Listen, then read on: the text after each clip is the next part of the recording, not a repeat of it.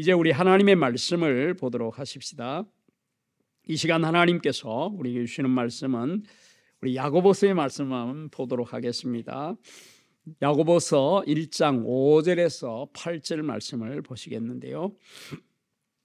신약성경 371쪽입니다. 야고보서 1장 5절에서 8절까지의 말씀을 보십니다. 우리 첫 절과 마지막 절은 다 같이 읽으시고 나머지 좌우로 나누어 연독하고 함께 봉독합니다. 야고보서 1장 5절에서 8절 말씀입니다. 5절 같이 읽읍시다.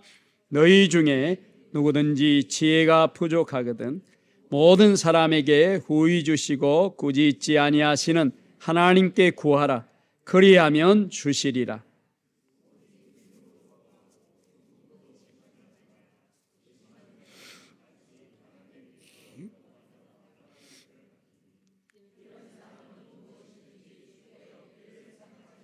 같이 읽읍시다. 두 마음을 품어 모든 일에 정함이 없는 자로다. 아멘. 기도를 안 하는 것은 아닌데 즉 기도하기는 했는데 응답받지 못함으로써 후안 카를로스 오르티즈 목사님이 말한 것처럼 우리의 기도의 대부분이 하늘나라의 잡동사니 우편물처럼 취급당한다고 한다면 그 얼마나 안타깝고 또 억울한 일이겠습니까? 적어도 기도하는 사람이 원하는 바는 기도의 응답받는 기도일 것입니다. 교회 여러분, 응답받는 기도가 되기를 원하십니까? 그렇다면 기도에 관해서 그 어떤 생각이 아니라 하나님의 말씀인 성경이 우리에게 말씀하는 바가 무엇인지를 분명하게 깨닫고 그리고 알아야 합니다. 이에 우리는 지난 주일에 두 가지를 먼저 나누었습니다. 응답받는 기도의 첫 번째는 기도의 바른 동기, 기도의 바른 방향성이라고 했습니다. 우리 예수님께서 말씀하시기를 먼저 주의 나라와 그의 의를 구하는 이 기도를 하는 것인데 이것이 바로 우리의 삶의 우선적인 방향이고 바른 방향이기 때문입니다. 그러므로 바른 동기, 우리의 욕심이 아니라 바른 방향성을 가지고 기도하시기를 바랍니다. 이것이 바로 응답받는 기도의 길입니다. 응답받는 기도의 두 번째는 예수님이 말씀하시기를 너희가 내 안에 거하고 내 말이 너희 안에 거하면 무엇이든지 원하는 대로 구하라. 그리하면 이루리라 말씀하셨습니다. 이 요한복음 5장 7절에서 말씀하신 대로 15장 7절에서 말씀하신 대로 주님 안에서 기도하고 하나님의 말씀 안에서 기도하는 것의 중요함을 나누었습니다. 하나님의 말씀인 성경을 통해서 하나님을 우리가 더 깊이 알아가고 그 하나님의 뜻을 알아가게 될 때에 우리는 주님 안에 거하게 되는 것입니다. 그리고 하나님의 말씀을 마음에 담고 기도할 때에 우리는 주님과 더 친밀한 관계를 맺을 뿐만 아니라 예수님께서 말씀하신 바대로 응답받는 기도를 경험하게 되는 것입니다. 그렇습니다. 여러분의 기도가 응답받는 기도가 되기를 진정으로 원하십니까? 그렇다면 여러분의 정욕과 욕심을 위해서 기도하지 말고 바른 동기, 기도의 바른 방향성을 가지고 기도할 수 있기를 바랍니다. 또한 우리 주님 안에서 기도하고 말씀 안에서 기도할 수 있기를 바랍니다. 응답받는 기도 세 번째는 하나님을 신뢰하며 기도하라는 것입니다. 오늘 우리가 읽은 본 말씀 야고보서 특별히 6절에서 8절 말씀은 이렇게 말씀합니다. 오직 믿음으로 구하고 조금도 의심하지 말라. 의심하는 자는 마치 바람에 밀려 요동하는 바다 물결 같으니 이런 사람은 무엇이든지 주께 얻기를 생각하지 말라. 두 마음을 품어 모든 일에 정함이 없는 자로다 라고 말씀합니다. 여기 두 마음을 품는 것에 대해서 말씀합니다. 두 마음이 무슨 뜻일까요? 마지막 절이 말씀하고 있습니다. 의심하는 마음이다. 하나님께 기도하고 돌아서서 의심하는 것, 이게 바로 두 마음이라는 것입니다. 기도할 때는 믿습니다. 아멘. 침을 튀겨가면서 기도하는데 기도한 후에 그 자리에 일어서 돌아서고서는 이 기도가 응답되려나 라고 의심하는 태도인 것입니다. 연초에 제가 특별 새벽 기도를 진행하며 내 입을 크게 열라라는 말씀을 나눌 때에 대표적으로 제자 베드로의 이야기를 여러분과 나눈 바가 있습니다. 갈릴리 호수의 풍랑이 이는 가운데 예수님께서 그 물 위를 저벅저벅 걸어서 제자들이 탄 배 쪽으로 오셨을 때에 이 모습을 본 제자 베드로가 자신도 주님과 같이 물 위를 걷기를 청했습니다. 그러자 주님께서 오라! 라고 말씀하셨습니다. 즉시로 베드로는 배에서 내려 물 위로 걸어서 주님께로 갔습니다. 그러다가 바람을 보고서 무서워하기 시작하면서 그 몸이 물에 빠져들어가기 시작했습니다. 그때 예수님께서 제자 베드로를 붙잡으시면서 하신 말씀이 바로 이것입니다. 믿음이 적은 자여 왜 의심하였느냐 라는 말씀입니다. 베드로 자신에게는 결코 물 위를 걸을 수 있는 능력이 있는 것이 아닙니다. 그에게는 없습니다. 그 능력이 어디 있습니까? 오직 예수님께 있었던 것입니다. 그러므로 그가 물 위를 걸을 수 있는 그 가능성은 오직 주님을 절대적으로 신뢰함으로 주님을 바라볼 때 주어지는 것이었습니다. 여러분, 풍랑이는 바다 위를 배에서 뛰어내리는 것은 분명히 믿음의 행위일 것입니다. 하지만 배에 뛰어내렸으면 오직 주님만을 바라보아야 합니다. 기도한다면 정말 주님을 믿고 기도하고 기도한 후에도 주님을 절대적으로 신뢰하라고 하는 말씀인 것입니다. 기도할 때는 아멘 라고 말하지만 기도 후에는 글쎄맨 이렇게 되어서는 안 된다라는 거죠. 주님께서 우리에게 두 마음이 아니라 한 마음을 원하십니다. 마음을 다하고 뜻을 다하고 힘을 다하여 주 너의 하나님을 사랑하라 라고 말씀하셨는데, 여러분, 이는 하나님이 우리에게 원하시는 바가 바로 두 마음이 아니라 한 마음이기 때문입니다. 주님을 향한 한 마음, 그 한 마음으로 주님을 신뢰하고 그 한 마음으로 기도하고 기도한 대로 믿는 것입니다. 그럴 때에 주님께서 그 기도를 이루어 주시겠다 약속하십니다. 나는 하나님을 신뢰합니다. 신뢰하는 하나님을 의지해서 기도를 합니다. 그런데 기도한 후에 우리가 일상생활에 돌아와서는 어떤 현실적인 문제 앞에 자주 흔들릴 때가 있습니다. 저는 분명 믿음으로 뛰어내렸는데 내 눈이 풍랑에 가 있을 때가 있다라는 말씀입니다.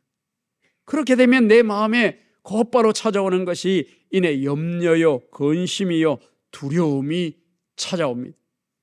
마치 배가 침몰하기 전에는 깨어진 그 틈새로 물이 막 들어오는 것처럼 그렇게 우리의 마음속을 비집고 들어오게 되는 것입니다.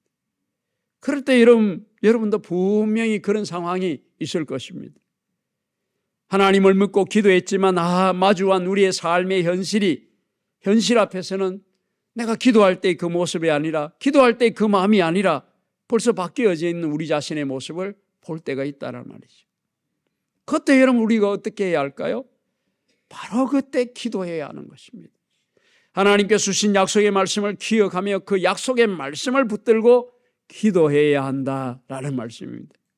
그 언젠가 내가 믿음의 기도를 드렸을 때를 기억하면서 기도해야 하는 것입니다. 이것이 나의 연약함이지만 그 연약함에 쓰러지지 않기 위해서, 물에 빠지지 않기 위해서 바로 그때 기도해야 한다라는 말씀입니다. 그래서 다시금 주님을 바라보는 것이죠. 바로 이것입니다. 참으로 안타까운 일이지만 우리의 믿음이 그리 크지 못합니다. 지난주일 제가 말씀드린 대로 말씀의 사람, 기도의 사람, 조지 뮬러와 같은 사람은 하나님을 전적으로 100% 신뢰하며 그렇게 기도하며 살았는지 모르지만 오늘 저와 여러분 우리는 실상 그렇지 못할 때가 너무나도 자주 있습니다. 하나님을 믿고 믿음으로 기도하면서도 이내 돌아서서 현실의 문제 앞에 우리의 눈과 마음이 빼앗겨서 곧바로 우리의 마음속을 비집고는 염려와 두려움과 이 연약함이 우리에게 있다라는 말이죠. 그러기에 바로 그때 기도해야 한다는 것입니다. 내 눈과 시선이 풍랑에 머물고 내 마음의 염려와 금심과 걱정과 두려움이 찾아오는 바로 그때야말로 기도해야 할 때라라는 말씀인 것입니다. 그러면서 다시 우리가 주님을 바라보는 것입니다. 다시 믿음의 기도를 드리는 것입니다. 그러면서 조금씩 우리가 주님을 신뢰하며 기도하고 기도한 대로 살아가는 믿음의 사람이 되고 기도의 사람이 되어나가는 것, 이런 저와 여러분이 되시기를 주의 이름으로 축복합니다. 응답받는 기도 네 번째는 영원 사랑의 기도를 드려야 하는 것입니다.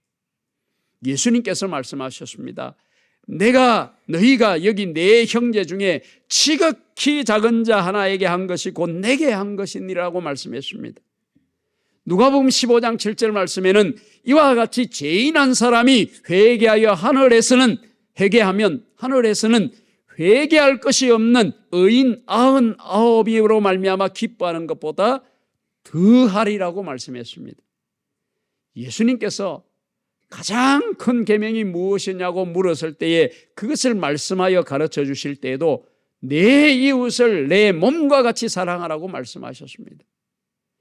하나님께서는 우리가 서로 사랑하는 것을 원하시고 특별히 죄인인 한 영혼이 회개하고 주님께 돌아오는 것을 기뻐한다고 말씀하셨습니다. 이런 마음을 가지고 기도해야 한다라는 것이죠. 말씀의 사람, 기도의 사람 조지 뮬러는 예수님을 만난 후에 한 영혼을 향한 하나님의 사랑을 알았습니다. 그가 하나님의 말씀인 성경을 통해서 고아를 향한 아버지 하나님의 사랑을 깨닫고서 평생을 가난한 고아들에게 하나님의 사랑으로 섬겼습니다.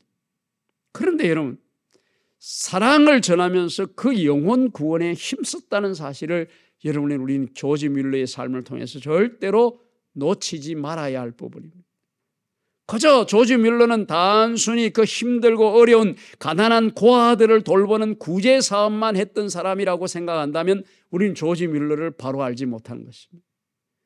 조지 뮬러는 단순히 구제 사업만 한 것이 아니라 그 영혼의 구원을 위하여 애쓰고 힘썼던 선교의 사역을 감당했던 사람이었습니다. 그래서 그가 날마다 드렸던 기도의 내용이 있습니다. 한번 들어보실래요? 오 주님, 오늘도 영혼을 사랑하는 마음으로 충만케 하옵소서. 나의 가슴이 십자가의 사랑으로 훨훨 타오르게 하옵소서. 영혼을 구원하기 위한 사랑의 불길이 내 마음속에 치솟게 하옵소서. 그 불길이 이웃의 가슴마다 전달되게 하여 주시옵소서. 여러분, 이 기도가 매일 조지 뮬러가 아침마다 하나님 앞에 드렸던 기도였고 이 기도로 그는 하루의 삶을 시작했다고 말합니다. 어찌 보면 여러분 가장 중요한 기도 아닙니까? 우리는 우리에게 필요한 것만을 구하고 있는지도 모릅니다. 그러나 정말 우리에게 필요한 것은 우리의 가슴이 십자가의 사랑으로 헐헐 타오르는 것입니다. 영혼을 사랑하는 마음으로 우리의 가슴이 충만해지는 것입니다. 바로 이런 기도를 하나님 앞에 드릴 수 있기를 바랍니다. 하나님께서 가장 기뻐하시는 것이 이웃사랑이요, 한 영혼이 회개하고 주님께 돌아오는 것입니다. 그렇다면 여러분, 그런 마음을 가지고 사랑을 실천하며 기도하는 사람, 영혼을 위해서 눈물로 기도하는 사람의 기도를 하나님께서 기뻐 들으신다는 것은 분명하고 확실합니다. 하나님의 사람 모세가 하나님 앞에서 목숨을 건 기도를 드린 적이 있었습니다. 이스라엘 백성들이 출애굽하여서 곧바로 시내산에 당도하게 되었습니다. 그래서 이스라엘 백성들은 그 시내산 아래에서 진을 치고 기다리고 있었고, 모세는 시내산에 올라서 하나님으로부터 십계명을 받으면서 40주야를 머물게 되었습니다. 그때 산 아래 기다리고 있던 이 기다림의 시간을 보내고 있던 이스라엘 백성들이 그 기다림의 시간이 길어지자 조급증이 나기 시작했습니다. 그래서 아론을 충동하여서 그들이 금송아지를 만들어서 그것이 자신들을 애굽에서 구원한 하나님이라고 여기면서 하나님께서 가장 싫어하시는 우상숭배의 죄를 범했습니다. 이 모습을 산 위에서 보신 하나님께서 진노하셨습니다. 그런 이스라엘 백성들을 광야에서 다 멸절시키려는 마음이 있었습니다. 그러면서 모세에게 이렇게 말했습니다. 저 백성들은 다 멸절시키고 너의 자손으로, 모세의 자손으로 새로운 백성을 만들겠다는 계획을 모세에게 말씀했습니다. 그때 모세는 강렬한 하나님의 이 진노 앞에 섰습니다. 하나님의 거룩하심 앞에서, 그것도 맹렬한 진노 앞에 선 것이죠.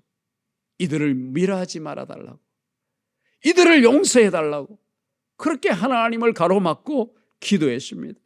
그야말로 모세의 목숨을 건 기도였습니다. 그런데 그 기도가 우리 하나님을 기쁘시게 했습니다. 모세의 마음속에 자기 동족 이스라엘 백성들을 향한 사랑이 있었음을 하나님께서 보셨기 때문입니다. 하나님은 물론 모세 자신에게도 불평, 불만하며 불순종의 제약을 일삼는 그 백성이었지만, 그러나 모세는 그들을 향한 사랑이 있었습니다.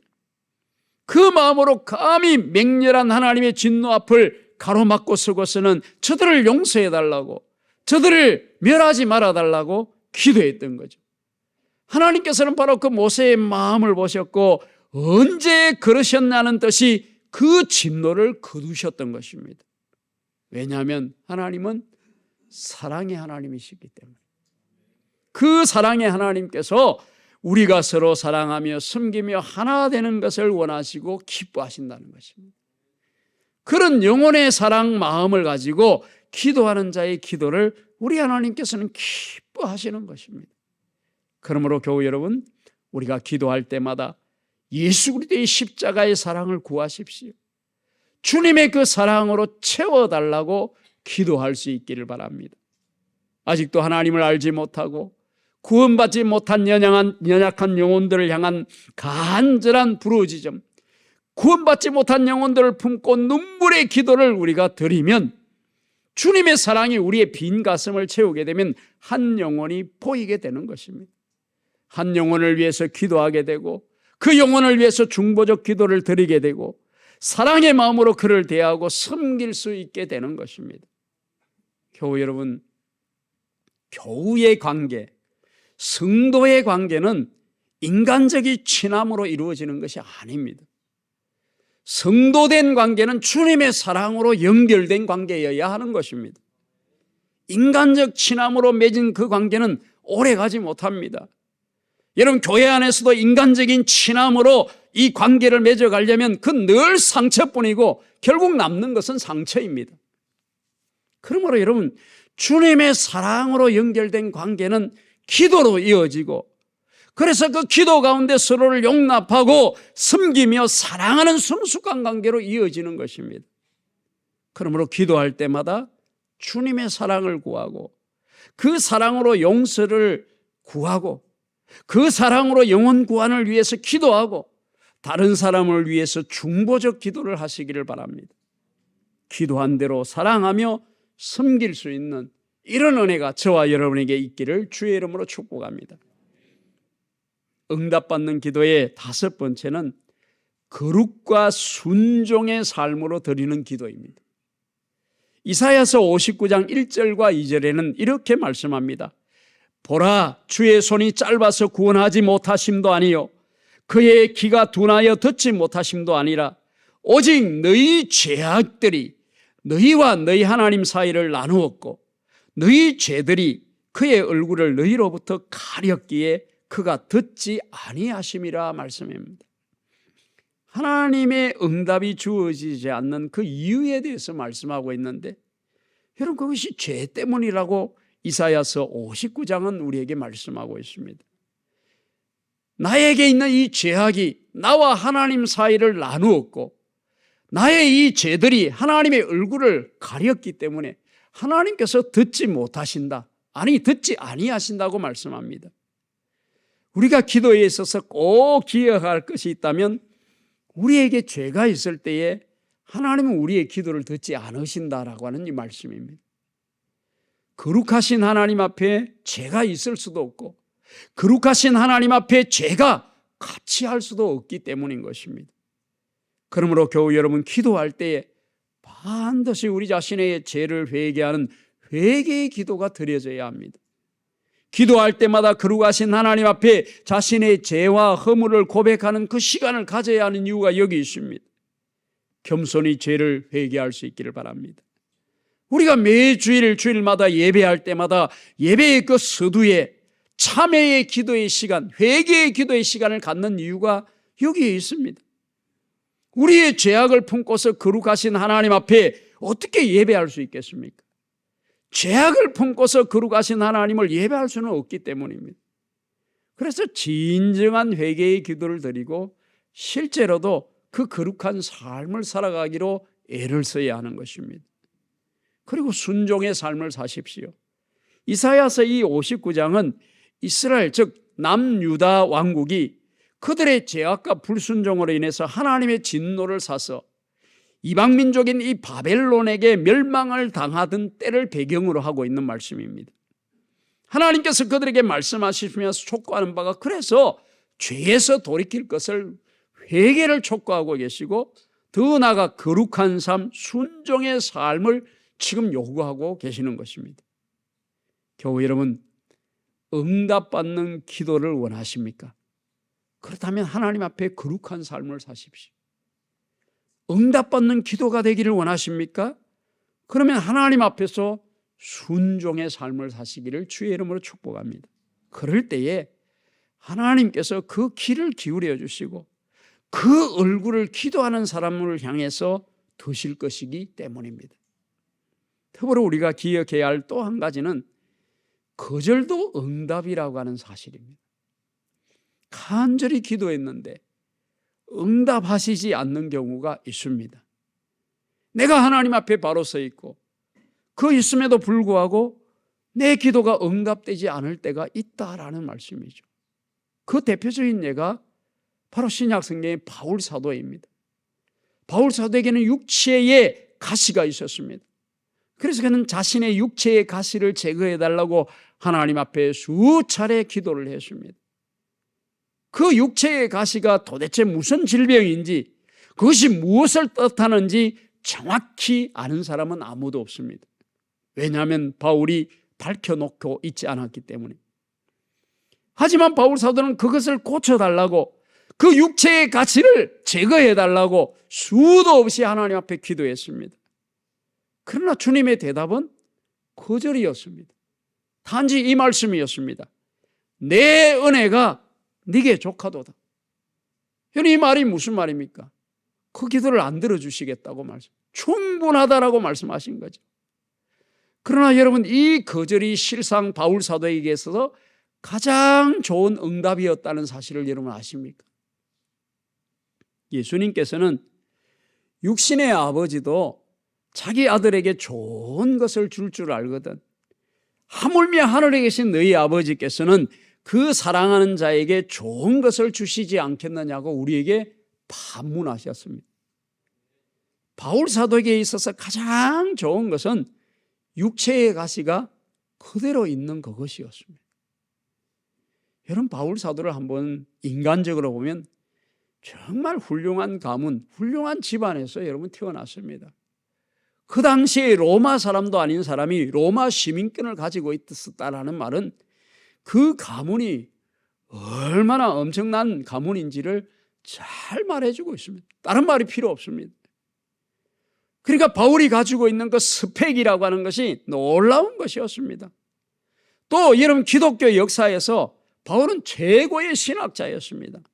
최초의 선교사요, 교회의 개척 설립자로서 기독교 역사 속에 가장 존경받는 인물이 바로 바울 사도입니다. 또한 주님께서 주신 사도로서의 권위도 누렸을 뿐만 아니라 각양 은사를 하나님께서 이 바울 사도에게 허락해 주셨습니다. 만약 바울에게 육체의 가시가 없었다고 한다면 여러분, 어찌 될 가능성이 있었을까요? 가정이지만 여러분, 자신이 주님의 자리를 대신할 수 있는 이 교만의 위험성이 바울 사도에게는 언제나 도사리고 있었습니다. 만약 그렇게 되었다면 기독교는 여러분 그리스도교가 아니라 어쩌면 바울교가 되었을지도 모릅니다. 신학자들 가운데 많은 이들이 그 이야기를 합니다. 사실 기독교는 여러분 바울이 집대성했습니다. 복음서의 예수님의 생애와 말씀은 그저 우리에게 들려주는 거고 그 예수님의 교훈과 삶의 생애의 의미를 해석해주고 있는 것은 바울 서신이기 때문입니다. 바울 서신을 통해서 바울은 기독교를 집대성했습니다. 그런데 여러분, 그런 놀라운 사람이 육체의 가시가 있었기 때문에 겸손할 수 있었습니다. 날마다 자신의 약함을 고백하면서 주님의 은혜를 구하지 않을 수가 없었던 것입니다. 그의 고백처럼 나의 나된 것은 주님의 은혜라. 이 고백. 그러므로 여러분, 때로 기도가 응답되지 않을 때에 그것으로 인해서 너무 여러분 낙담하지 마시기를 바랍니다. 내가 하나님 앞에 바로 서 있고 하나님을 신뢰하며 전적으로 의지하며 기도했음에도 불구하고 응답되지 아니할 때에 너무 낙심하지 마십시오. 그 거절이 가장 좋은 하나님의 응답이기 때문에 그렇습니다. 하나님은 나에게 가장 좋은 것을 주시는 분이십니다. 그것이 나에게 아픔이 될 수도 있고 그것이 때로 연약함일 수도 있을지 몰라도 하나님께서 보실 때에는 그것이 더 좋은 것이기에 그냥 두시는 것입니다. 그러므로 여러분, 오히려 그럴 때는 감사할 수 있기를 바랍니다. 더 감사할 수 있기를 바랍니다. 그러면서 더욱 하나님을 신뢰하며 기도하는 저와 여러분, 우리 모두가 되시기를 주의 이름으로 축복합니다. 교회 여러분, 응답받는 기도가 되기를 원하십니까? 말씀을 기억하며 기도하십시오. 자신의 정욕과 욕심을 위해서 기도하지 말고 기도의 바른 동기, 기도의 바른 방향성을 가지고 기도하십시오. 주님 안에서 기도하고 하나님의 말씀 안에서 기도하십시오. 하나님을 신뢰하면서 기도하시고 영원 사랑의 기도를 올려드리시기를 바랍니다. 거룩과 순종의 삶으로 기도하십시오. 더불어 하나님의 거절도 좋은 응답이라고 하는 사실을 여러분이 잊지 마시기를 바랍니다. 다시금 말씀드리고 싶습니다. 기도는 기도하면서 배웁니다. 처음부터 기도를 잘할 수 없습니다. 처음부터 응답이 막 쏟아지는 기도 물론 있을 수도 있지만 그렇지 않습니다. 우리는 기도하면서 기도를 배우고 기도하면서 응답받는 기도가 무엇인지를 알게 되고 깨닫게 되고 선명하게 느끼게 되는 것입니다. 그러므로 여러분, 기도하십시오. 정말 실제로 무릎 꿇는 기도가 있기를 바랍니다. 오늘 말씀을 잘 기억하면서 여러분 기도하십시오. 그래서 기도로 하나님과 점점 친밀한 관계 가운데 들어가시고 그 하나님의 영광과 능력이 여러분의 기도 가운데, 올 한 해 기도의 생애 가운데 넘치고 충만하시기를 주의 이름으로 축복합니다. 이제 우리 함께 기도하도록 하십시다. 오늘 말씀을 우리 기도 함께 기억하십시다. 우리의 기도의 바른 방향성, 기도의 동기를 살펴보십시다. 육신의 정욕을 위해서가 아니라 욕심을 위해서가 아니라 주님 안에서 말씀 안에서 기도하고 우리 하나님을 전적으로 신뢰하며 한 영혼의 사랑을 가슴에 품고 기도할 수 있기를 바랍니다. 거룩과 순종의 삶으로 기도하시기를 하나님 앞에 결단하십시다. 때로 응답이 없을 때라도 감사함으로 나아가 그것이 하나님의 거절이 가장 좋은 응답이라는 것을 우리가 누리고 맛볼 수 있는 은혜가 되기를 주의 이름으로 축복합니다. 이런 간절함을 가지고 우리 주여 한번 찾고 기도하도록 하십시다. 주여, 자비하신 아버지 하나님, 은혜를 감사합니다. 올 한 해 우리가 아버지 하나님 앞에 기도하며 나아가기를 원하는데 주님, 우리가 드리는 기도마다 하나님의 응답하심을 맛보고 누리게 하여 주시옵소서. 우리가 기도하지 않은 것은 아닌데 기도한 것마다 아버지 하나님 하늘나라에 잡동사니 우편물 취급을 당한다고 한다면 아버지 하나님 얼마나 안타까운 일이겠습니까?